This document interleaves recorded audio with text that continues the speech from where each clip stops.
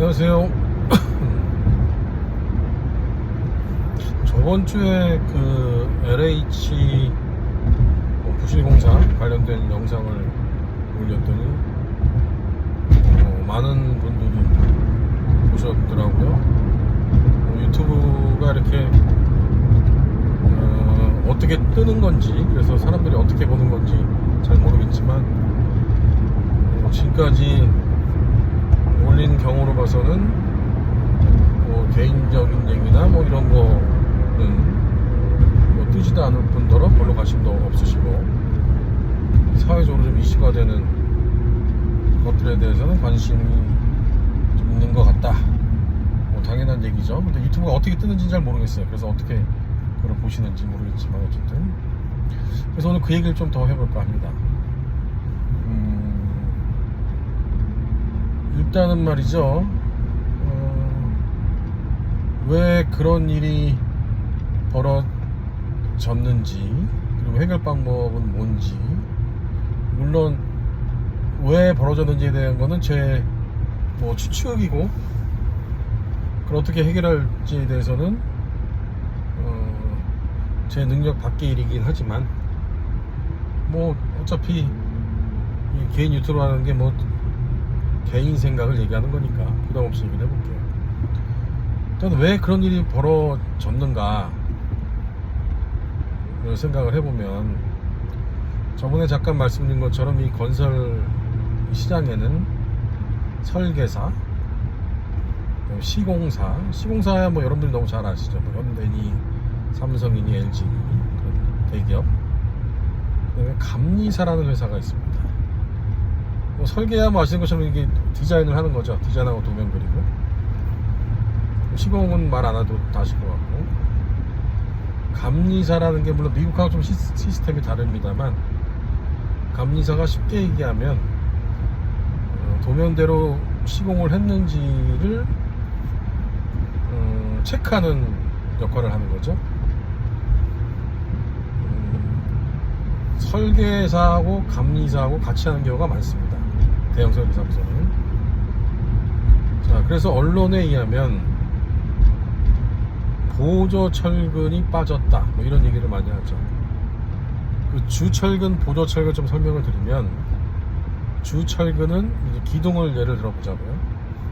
기둥은 이제 밑에서 하중을 받으니까 하중을 받는 철근을 이렇게 지나가다니 공사하시고 보시면 왜 이렇게 철근들 이제 네트처럼 이렇게 만들어 놓은 거 있죠? 근데 철근 콘크리트라는 게 사실은 콘크리트가 이 하중을 받는 거는 콘크리트가 역할을 하는 거고요. 인장이라 그러죠. 이렇게 늘어나는 거. 그러니까 보호 같은 거를 이렇게 누르면 이렇게 쳐지지 않습니까? 이제 그런 거를 저항, 이렇게 버티는 거를 철근이 하는 역할이 있는 건데, 아마 상상을 해보셔도 그냥 위에서 하중을 받는다고 콘크리트만 해놓으면 안에 뼈대가 없으면 되게 이게 좀 잘 깨지겠죠, 그죠? 상상을 해보시면. 그래서 이제 철근을 넣고 콘크리트를 이제 채우는 두 가지가 역할을 같이 하는 겁니다. 몇백 년 전부터 개발이 됐던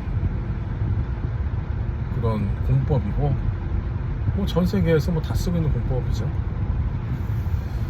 자, 그래서 주철근은 그 힘을 지탱하는 주 역할을 하는 거고, 보조철근은 콘크리트를 붓거나 할 때, 타설이라고 그러죠.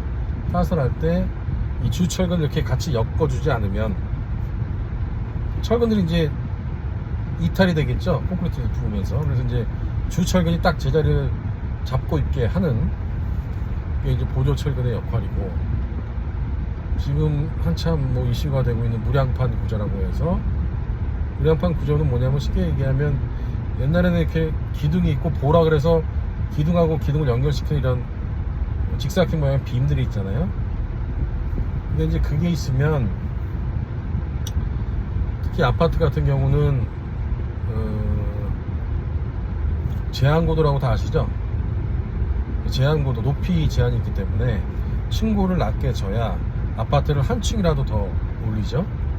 그러면 유니트 하나에 막 요새 10억, 20억 가까이 하는데 한 세대 올리는 게 그 전체 단지를 보면 몇백억 할 수 있는 돈이죠. 그러니까 시공사 입장에서는 어떻게든 보호를 없애서, 왜냐면 아파트 같은 경우는 실링이라는 그 스페이스가 없기 때문에 이 층고, 그러니까 슬라브 대 슬라브의 높이를 낮추는 게 너무나 중요하죠.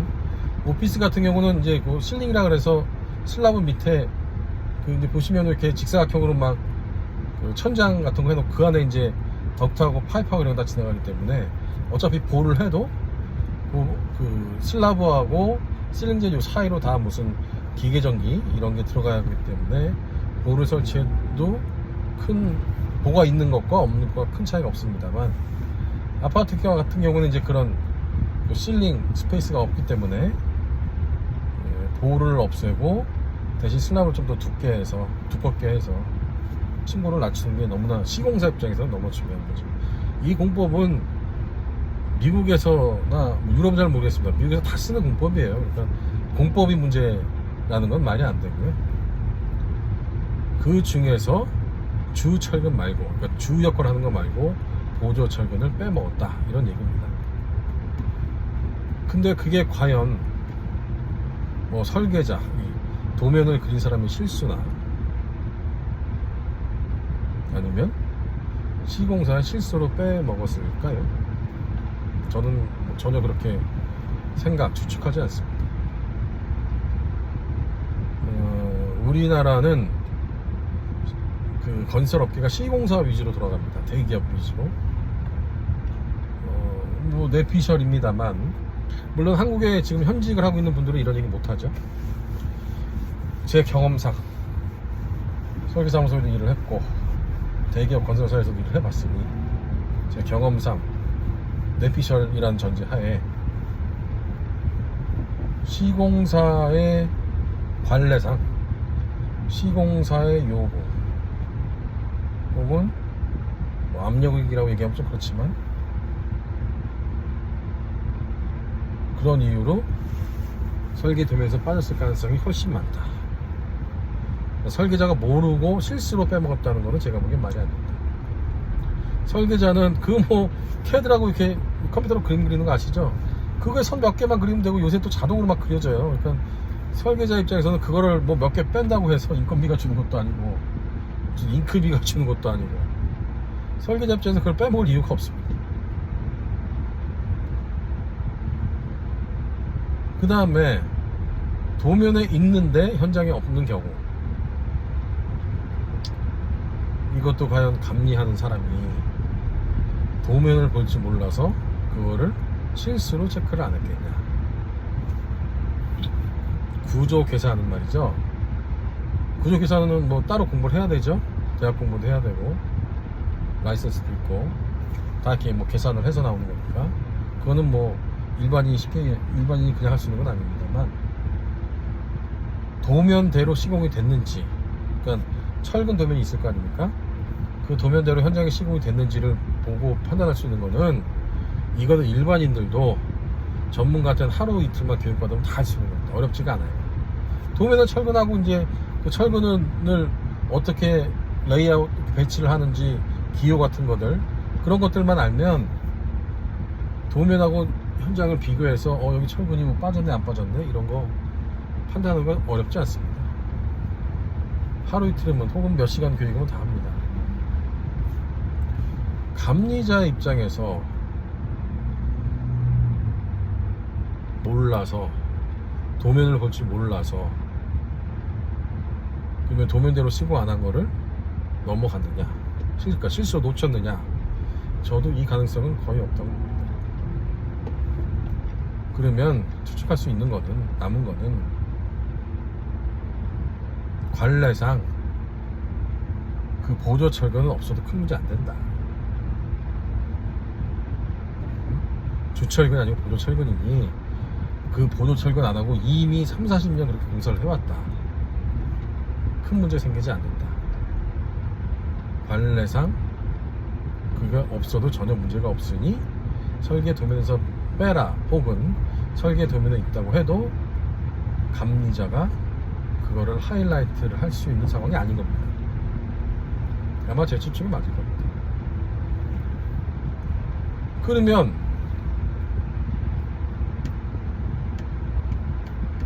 과연 왜 그런 일이 벌어지냐, 그게 이제 주제 아닙니까? 궁금하지 않습니까?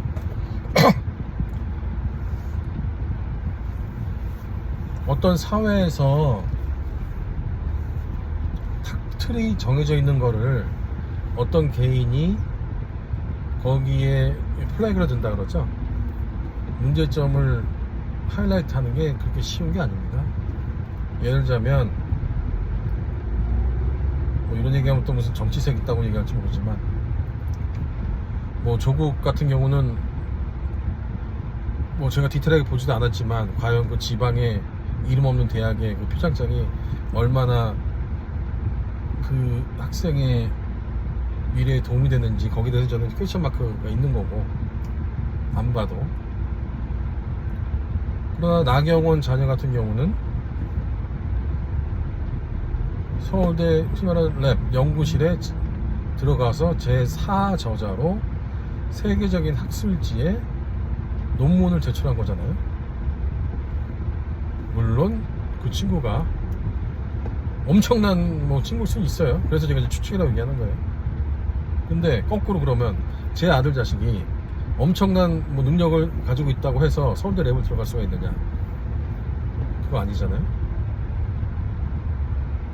자, 그리고 그 1, 2, 3 저자, 그 대학원생 박사과정 있는 친구들이 교수가 얘를 4저자로 넣자고 했을 때 반대할 수 있는 한국 사회가 됩니까? 거기서 반대했다가는 뭐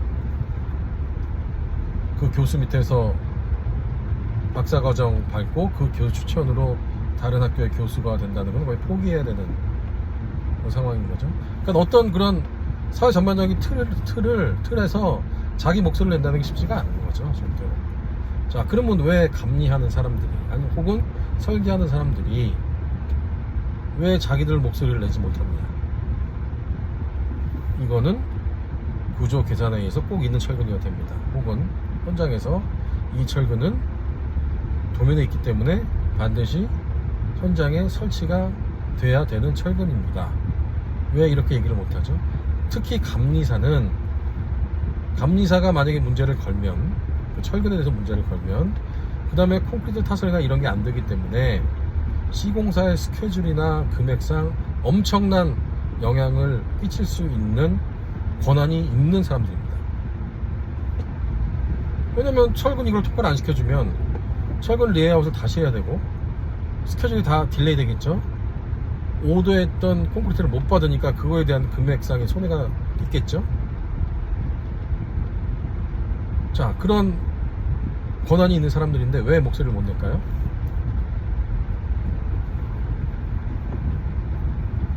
엉뚱하게 들을지 몰라도 재벌이라 그렇습니다.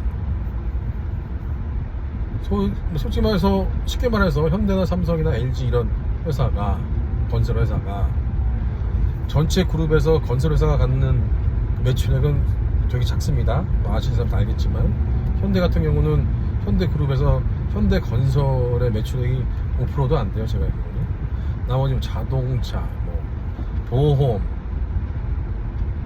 그다음 호텔, 하여튼 한국이 온갖 돈 되는 거는 재벌이 다 갖고 있잖아요. 그리고 건설사는 그 재벌의 한 줄기입니다.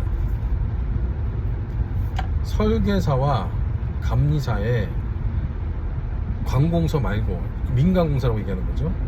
민간공사의 대형 프로젝트는 다 재벌들이 발주자예요.